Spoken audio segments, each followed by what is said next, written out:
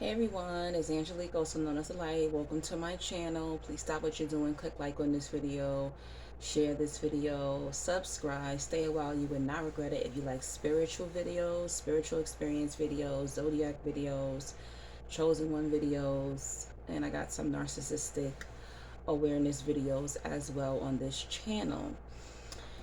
This video is going to be a little different today. I haven't did any videos on my channel about narcissistic energy since I think I stopped doing those videos in January. Plenty on here, over 100 videos on narcissism. But sometimes you have to share the experiences that you have in life. And I found this to be really interesting in how a lot of the people in our lives, their behavior goes unnoticed.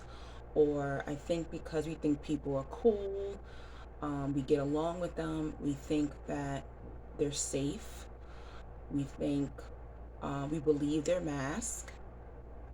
And it's so crazy how people could be so narcissistic, people could be complete sociopaths, and you have absolutely no idea. But you gotta listen to your intuition and you have to pay attention to the signs. Something that I realized growing up with a narcissistic stepfather is he is not the same person to everyone. So when I talk to people who he has done good deeds for, he has been a good person to, they always come into his defense. And a lot of times, I was never the person that the narcissist treated well, okay? But this time, I was the person that the narc treated well, appeared that he was treating well,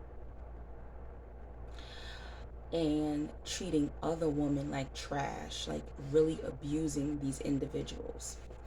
And I still had the ability to go, something is not right here, okay? So I don't know why growing up, those narcissists, I mean, I do know why. I understand why. A lot of people don't look past the facade. And I said, whoa. And it's funny how things happen in your life where if it didn't happen, you would never know your spiritual growth.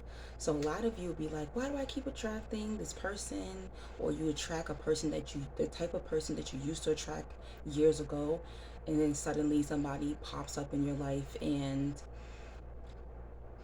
you're like, why all of a sudden am I, coming across another person this way? This type of person that I don't want anything to do with, this type of energy I don't want anything to do with.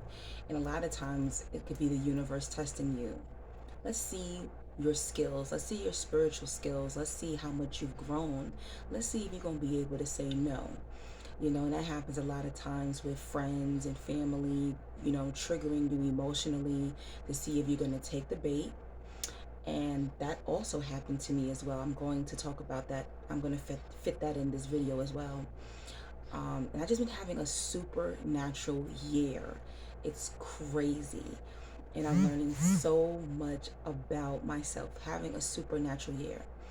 But it's so crazy how I was on the other side and I still saw that this individual wasn't right. I didn't know what was going on, but I was just like, I don't care how much I like this person. I don't care how cool this person seems. This person is off. And it started to seep through. Okay, first I'm going to talk about, I just had to get that out. But first, I want to talk about, I already have a video on here about the emotional triggers. Chosen ones don't fall for the emotional triggers. I have that video already. Check that video out. It's awesome. But about 2 weeks ago, a lot of you know that I don't deal with my only sibling. I have a brother who I am not close to. He hated our mother and mistreats me and mistreated me, and the history is disgusting. So I withdrew my energy. I don't call him. I don't text him. I don't want to see him. I am I made that decision of parting, having to let go of my own niece, having to let go of my sister-in-law and my own brother. And I feel amazing about that decision. I don't feel any guilt, any kind of way about it. Um, I'm okay with it. You know, my niece's birthday was July 5th. I still contacted her and said happy birthday, but this year I did not take her out. Usually, if I have to see her, I have to see my brother, and that is something spiritually I do not want to do. So I did contact her. You know, she's still a child, she's 17 years old. I did say happy birthday, and that was that. You know, it's sad that it has to be that way, and hopefully we will be able to have a better relationship when she's much older. But for now, in order for my sanity and my peace, and not letting my sibling treat me like trash, I had to go no contact pretty much. Well, not technically no contact, but withdrawing my energy physically and emotionally. So, a lot of you don't know is that my mom died when I was 23 years old, and that was in 2006. My mother had breast cancer, then she had bone cancer, and after an 8 year long fight, she passed away. I was her main caregiver. Her husband, who she married about 2 or 3 years before she passed away, left me with my sick mother by myself for the whole year until she passed away. So I am the youngest. I am 38. My brother is 51. And so you do the math back then. So I was in my 20s, he was in already in his 30s, and did not help me. Um, that is the history. So I received randomly a text from my brother saying two photos of tombstones, right? So my mother, even though she's been deceased for 16 years, my mother does not have a tombstone. Um, you know, she didn't have insurance, so it cost a lot of money to bury her. And her husband, who did end up paying for the funeral, was like, well, I feel I shouldn't have to pay for her tombstone. And I didn't know my mother didn't have a tombstone because I didn't go to her grave until years later. I didn't, well, no, let me back up. I wasn't told that my mother didn't have a tombstone, but her husband's attitude, I guess because he felt he paid for the funeral, is why he didn't put a tombstone. But I was under the impression that he was, but that was his attitude. I guess like, oh, y'all can pay for that because I paid for her funeral. I know, sounds insane.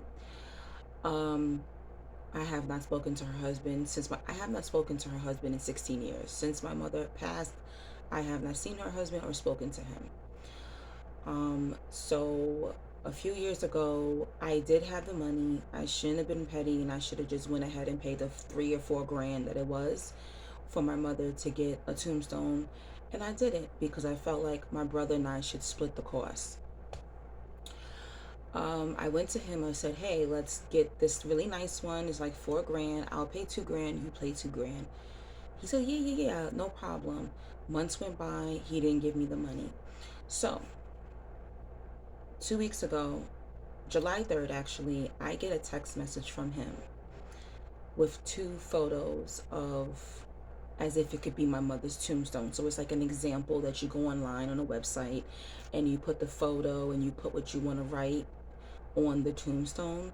So he sends me these two photos. Oh, I'm gonna pay for a tombstone for mommy. Which photo do you want on the tombstone? And tell me, what do you think I should write on the tombstone? So I'm looking at this text and I'm just like, you're full of shit. You're full of shit. Let me tell you something. When you withdraw your energy from these vultures, from your family who's treated you like trash, okay? They are going to try to guilt trip you. They're going to try to emotionally trigger you to get back in. And he's so desperate to get back in for what I don't even understand why he wants to get back into my life, because we don't have a relationship. We never did. The whole relationship always consisted of him treating me like shit and him using me for my energy, and using me concerning his children. That's it. So I respond and I said, oh, photo one because she looks happy. And as far as what you should write on the tombstone, put whatever you feel is in your heart. Did this trigger me? No, it did not emotionally trigger me. It was more of like, you're so desperate.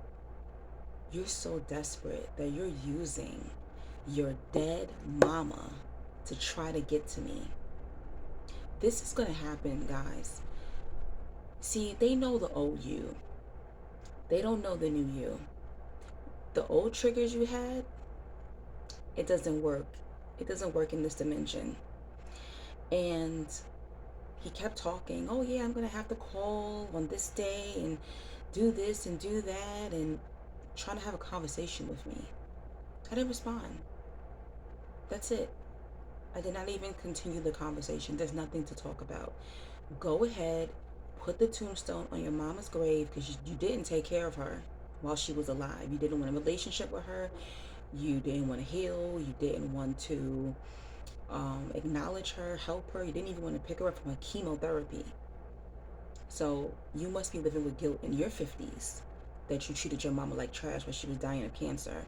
I sleep well at night because from 15 years old to 23 years old, I took care of my mother while she was sick on and off. I did my duty. If there's anything when people say, oh, you gotta give back to your parents, I did that. I had an amazing relationship with my mother. Was she perfect? Hell no.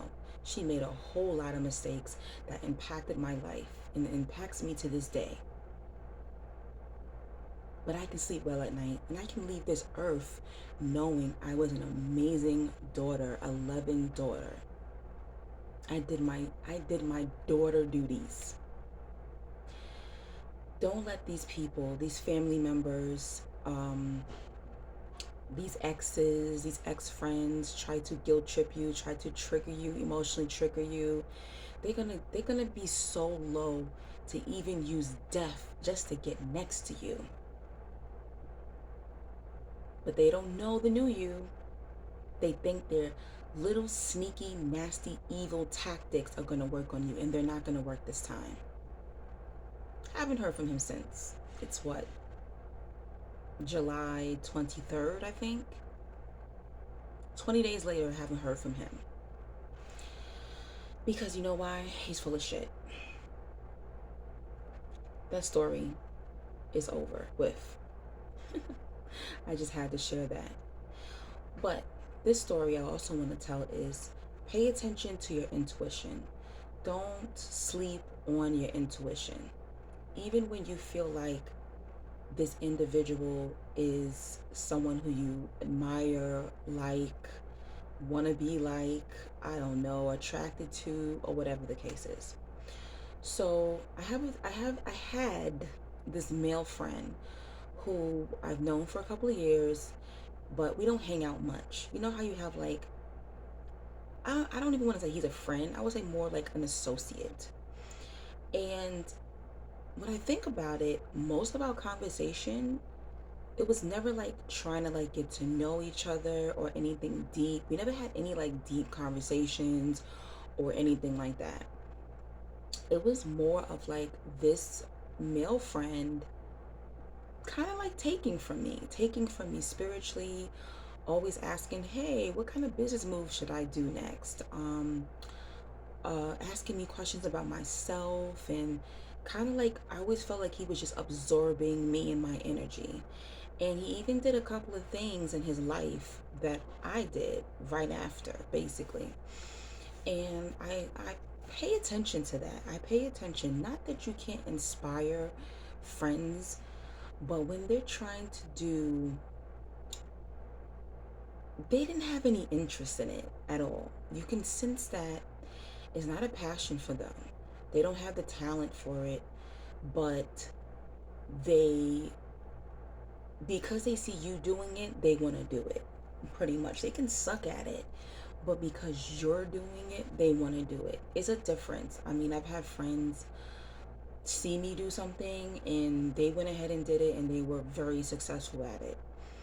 I am so used to being, I guess, copied that I don't even look at it as someone copying me, but I still need to pay attention to that. So I thought that was a little strange that, a lot of our conversation really consists of him like interviewing me and asking me questions about like how I do things and my goals and my dreams and things like that, but never really opening up. Like when I think about it, I didn't really know this person. Like they didn't really tell me much about them or their past or their childhood, and that's a red flag, guys. That's a red flag. When you have this friend for so long and they never opened up to you in all those months or all those years, they never really opened up to you, there's something off. And I understand there's people who don't like to tell their business, but when you've been friends for years, you don't have not one conversation where you feel like it's a spiritual conversation or an emotional conversation or something touching. And I am a spiritual woman. So a lot of times I end up giving wisdom to people. They end up feeling they had some type of spiritual experience with me. They leave me feeling nurtured. I never got that from him. It seemed like a deadness to him, basically. It just seemed very dead. And I also noticed about him, um, he was very feminine to me. And not that men can't be feminine, but he would speak as if he's so alpha, but he appeared to be very feminine. So when I was around him, I would feel like I'm with a woman. I always felt like I was with a wounded girl, basically. That's how I always felt his energy to be.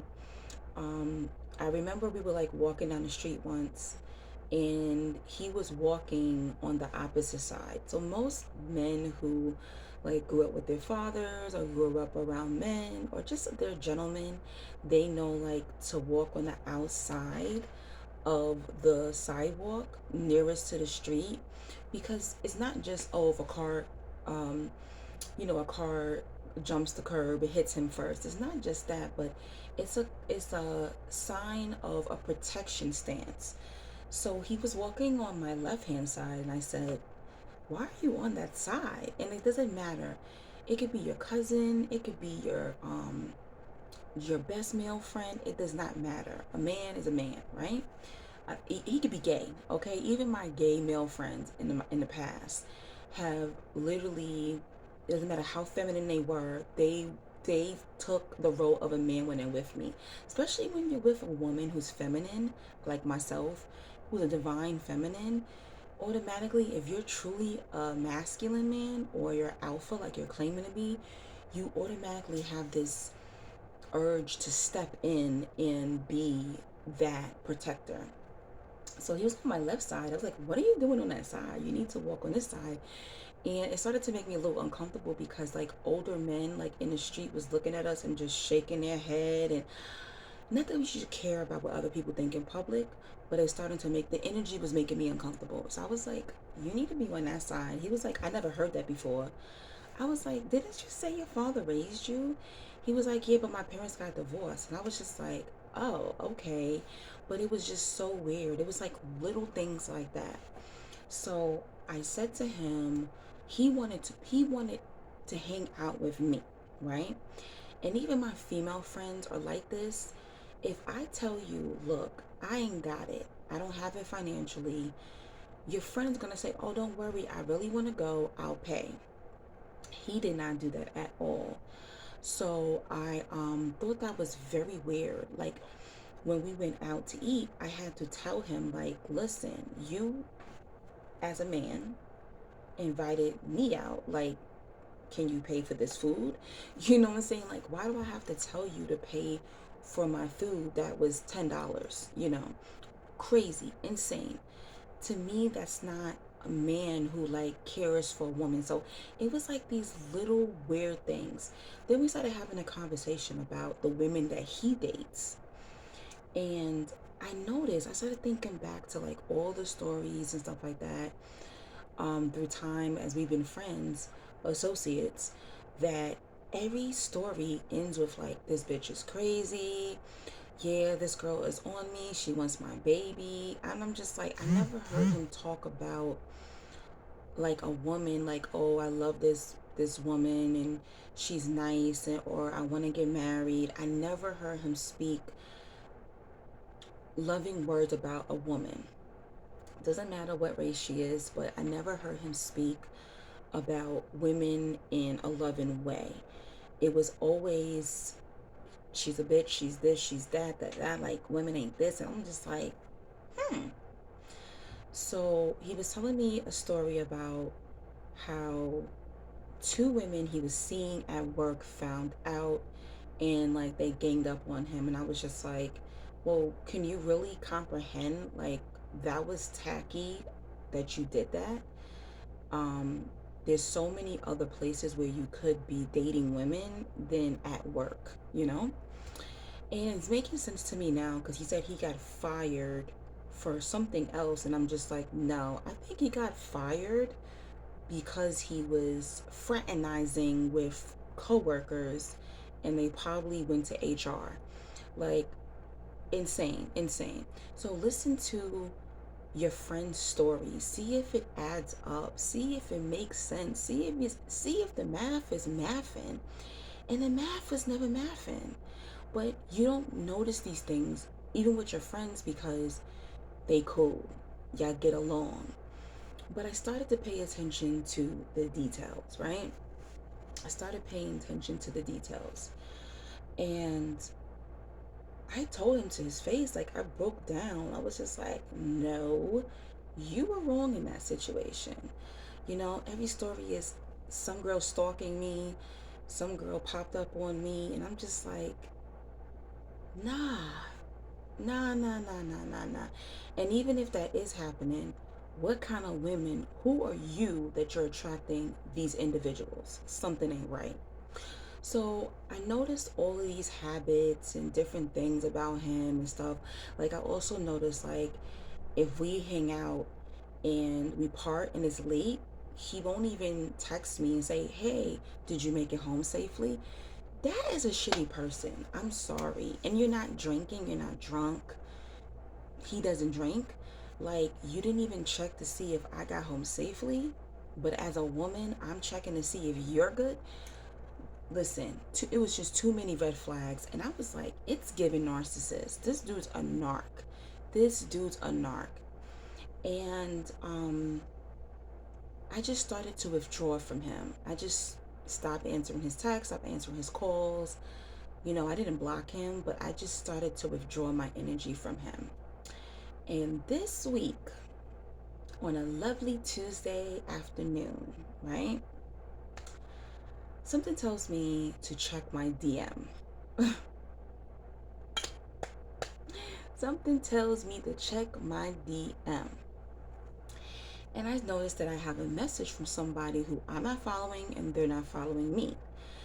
And the name, it had no photo, and I don't remember the handle they used. I think the handle was like truth teller or truth seeker or something like that. And I get this long DM and I see his name right at the top, and I instantly start laughing because I'm like, this is my spiritual confirmation about this dude.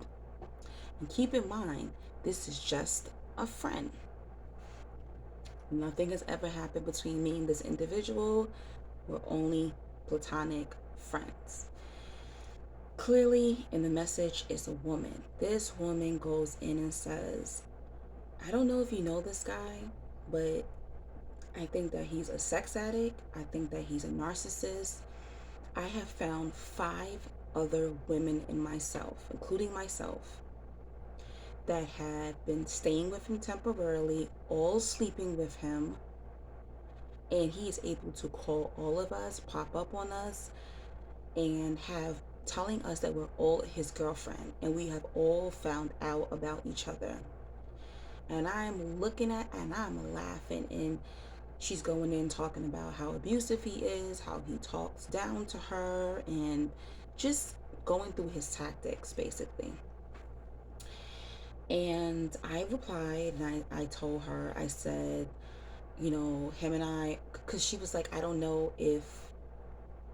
I think she was saying like, I don't know if, like, she was just trying to find out, was I one of the chicks in the crew basically.